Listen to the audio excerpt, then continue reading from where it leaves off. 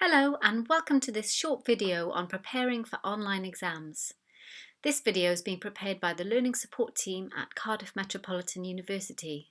We've created two videos which are designed to complement each other, and the other one focuses on revision strategies. So if you also want some tips on how to revise effectively, please give our other video a watch too. This video will focus on preparing for exam assessments at university, particularly online or open book exams, which have become much more common since the pandemic. In this video, we will focus on four main areas. To begin with, we'll look at some pitfalls to avoid with online exams. Then we'll take a look at organising and preparing for your exams, because good preparation is the key to doing well in exam assessments. Then we'll look at the different formats of online exams, what you're being assessed on, and how to prepare for each type of exam question. And finally, we'll look at strategies for the day of the exam and how to keep calm and avoid feeling stressed and anxious. As already mentioned, this video won't really cover revision skills and ideas because we have another video which focuses on revision. Firstly, here are some pitfalls to avoid when you're beginning to prepare for your online exams. Often students will think that because they're at home and have access to their notes and study materials, and often to online resources, they don't need to revise because they can just look up the answer during the exam. This is particularly common for those longer exams which open for 24 hours or sometimes even longer. Remember that you still need to work efficiently in the exam, and spending many hours looking up information that you're unfamiliar with will waste time and will be really tiring. And that will prevent you from answering the questions to the best of your ability. It's worth remembering that, for the most part, longer online exams are expecting you to be analytical and to demonstrate an ability to apply ideas and concepts rather than simply repeating facts and figures. It's generally expected that you'll spend roughly the same amount of time writing in a longer exam as you would in a traditional short time exam. The additional time that you may be given is to allow for any technical issues that might arise in downloading the paper or uploading your answers, and to allow for the fact that some students might be studying in different time zones. So it's important that you understand the topics in the exam so that you can show criticality and analysis and the ability to select the most relevant information. You don't want to spend the exam time learning about the topic for the first time. In order to fully be able to be selective and analytical, you need to avoid having too many notes and too much information that isn't properly organised. It can be very stressful in the pressure situation of an exam to have to rifle through reams of papers or search through document after document to get to the important details. Therefore, having too many notes which haven't been condensed is another pitfall. Hand in hand with the organisation of your notes and files is the importance of planning. Even with an open book or online exam, you still need to plan your revision time, plan your time on the day of the exam itself, and to plan what you're going to write for your answers in an essay or short answer paper. The final pitfall that some students fall into is avoiding routine and getting distracted.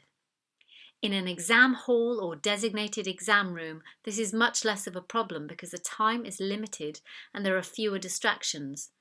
But when you're at home with your phone, television, computer games, friends and family, it is much easier to procrastinate and get distracted, both from revision and during the exam time itself. As already mentioned, the key to any revision and preparation for exams is to make sure that you're organised and that you fully understand what your exams will be like. There are lots of important questions to find the answers to before you start your revision. For example, how many exams will I have? How long do I have to revise for? Once you know your exam table, you can work out a revision timetable and how long you have to prepare for each exam. What format will the exams be? Multiple choice questions, long essays, short answer questions, or a viva voce? How long will each exam be? How many topics will I be asked about in the exam? And how many topics do I need to revise? There are many more questions you need to ask to fully prepare yourself for your exams. So we've prepared a handy checklist of questions and they will be available to anyone who has accessed this video. Here's the checklist. We won't read through them all now. Not all the points on the checklist will be relevant for everyone's exams, so work through the questions in your own time to make sure you know the answers to the points that are relevant to you.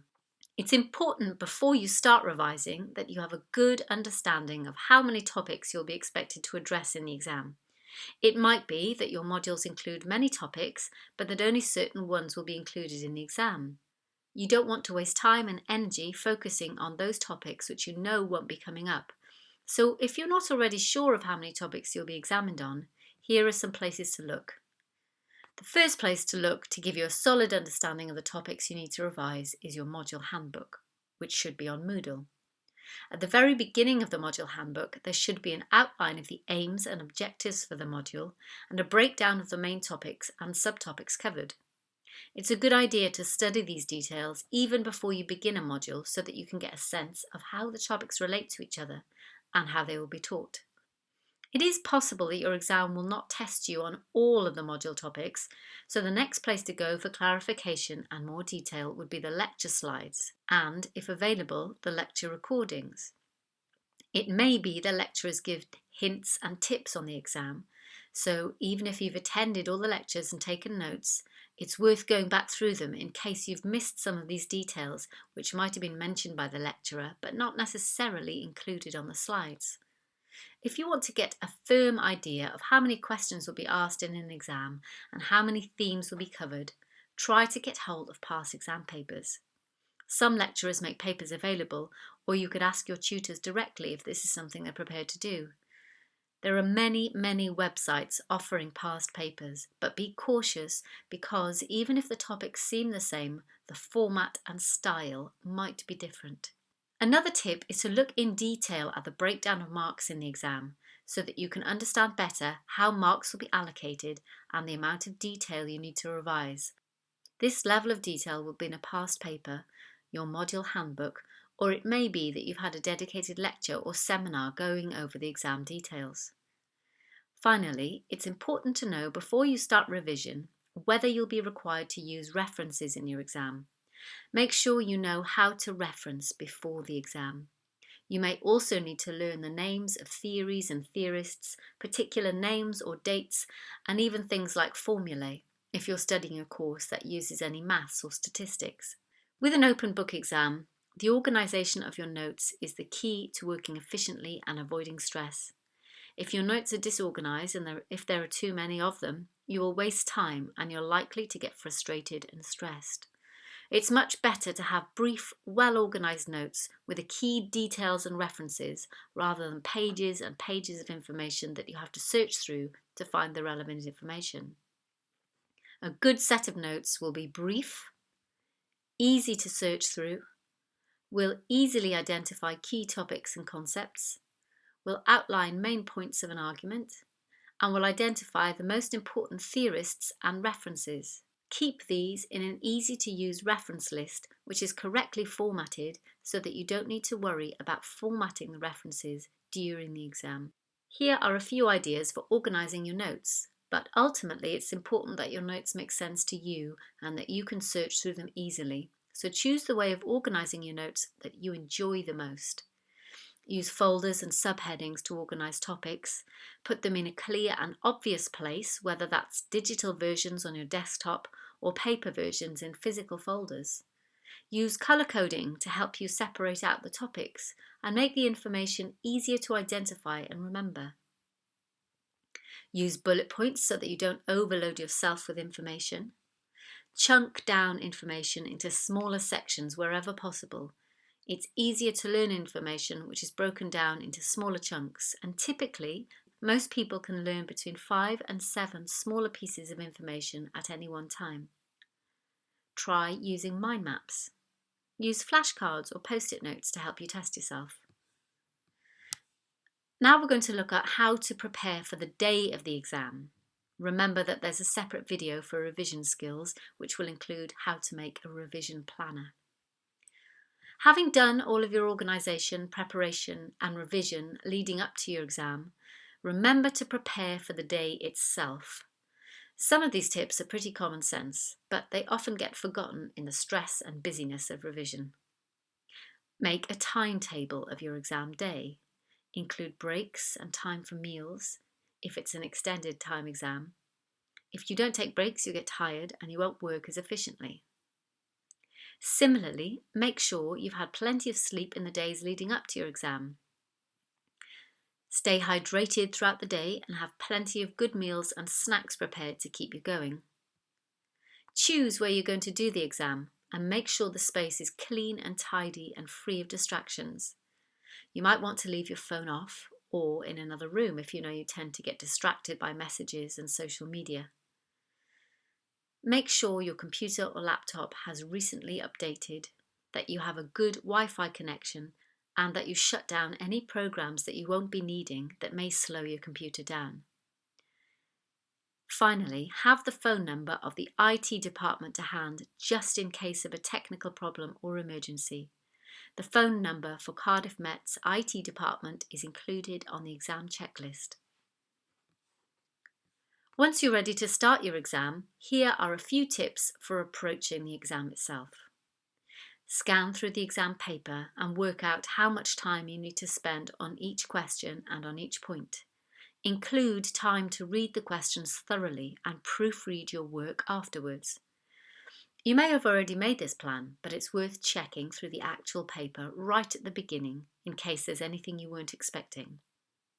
Read through any instructions thoroughly before you start your answers. Take your time and breathe. In case you're not sure of how to plan your time in an exam, we've included an example which breaks down a 2-hour exam of 4 short answer questions and 1 essay question, and outlines the time for reading and planning, writing, and then checking over everything at the end. These are just a suggestion. The example given here is a more conventional format, but if you have an open amount of time, such as 24 hours or even longer, then it's still really important that you plan your time carefully so that you can work as efficiently as possible. Here are some tips on choosing and addressing exam questions. Firstly, if you're choosing between which questions to answer, read all the questions carefully before making your choice. Try not to pick a question that contains any terminology you do not fully understand. If there are a few questions between which you're choosing, write down a few notes on each so that you can see for which question you could write the best answer. Underline any command words in the question to make sure you focus on the specifics of what you're being asked. Command words are things like analyse, evaluate, discuss, and each one is asking you to do something slightly different. As already mentioned, there are different exam formats and different types of questions. It's worth considering the type of exam you'll have and why that format is being used. For example, an essay-style question is testing your ability to analyse and synthesise rather than just repeat facts. You may also be tested on your ability to apply theories and concepts to case studies or scenarios. Therefore, it's a good idea to have some essay structures or plans prepared that you can apply to different questions. You could also practice how to structure a paragraph and time yourself writing one. This should give you a good idea of how much you'll be able to write within the time you're given, and it will also mean you'll spend less time thinking of how to structure your writing and more about the content. An essay question will usually require you to back up your points with evidence, whether this is by using references, theories, or examples. Short answer questions don't usually need the same level of analysis as essay questions. Check the number of marks allocated to each question to guide the level of detail you give. There's no point in writing a whole page of information for a 2-mark question. Study the question carefully and highlight or underline any specific words or phrases that are important, and make sure you address all of these points in your answer. Jot down notes before you begin answering and then use the notes to structure your answer. Multiple choice exams are very common now, and you may have them throughout your course, not just during the formal exam period. MCQs are usually testing your knowledge on a range of topics, but not in detail. Read the instructions carefully. You may need to select more than one answer for some questions. Answer all the questions you definitely know first and leave the harder ones until last. This will help you get the greatest number of marks if it's a particularly tight exam time. Try to think of the answer before you look at the choices. A viva voce is just the Latin name for an oral exam. It might also be referred to as a viva or spoken exam, or even a presentation. This type of exam might take place face-to-face or online. This style of exam has become more common during the pandemic, particularly remotely on Microsoft Teams or other online video meeting platforms. If you have a spoken exam, make sure you understand the format beforehand. Make sure you know what program you'll be using. In Cardiff Met, we use Microsoft Teams, but it is worth checking. Find out how many people will be in your spoken exam. It may just be your tutor, but there could be more than one examiner. You may need to prepare a presentation using Microsoft PowerPoint. It's a good idea to practice sharing your screen and presenting on Teams so that you're already comfortable with doing this before the exam. You may be given specific questions to prepare, or you may have to answer questions unseen that the examiners ask you. As with any exam, practice speaking your answers out loud, and remember that a spoken answer needs to be planned and structured just as a written answer does, so practice is essential. To summarise, the main things to remember when preparing and revising for exams are: be organised, have good notes that are easy to follow, understand the material beforehand so you're not trying to get your head around the information during the exam, understand what will be required of you in the exam, practice exam questions and conditions so that it's all familiar to you when it comes to the day of the exam. Thank you for your time, and we hope this video has been helpful to you in preparation for your exams.